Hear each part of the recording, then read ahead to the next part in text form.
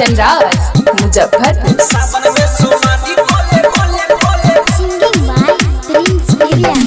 रखो तो छौरी तोहर निमन मर्दाबा के, रखो तो छौरी तोहर निमन मर्दाबा के।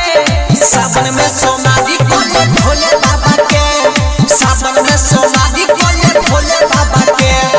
परतवे जरूरी तोरा कौनो दाबा के, परतवे जरूरी तोरा कौनो दाबा के। सावन में सोमारी बोले भोले बाबा के, सावन में सोमारी बोले भोले बाबा के।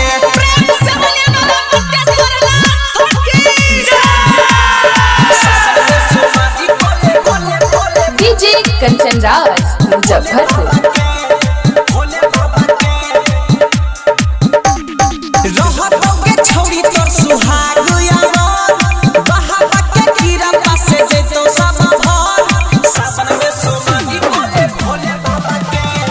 रहतोगे छौरी तोर सुहाग यार, बहावा के कीड़ा पासे जैतो सब भर, जैतो सब भर।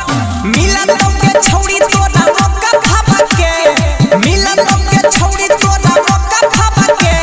सावन में सोमारी बोले भोले बाबा के, सावन में सोमारी बोले भोले बाबा के।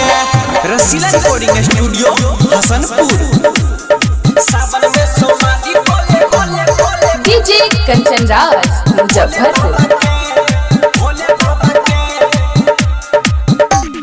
सोलह सिंगार तोहर खिलत रहतोगे, मांगा भीजे बाबा से उ मिलत रहतोगे।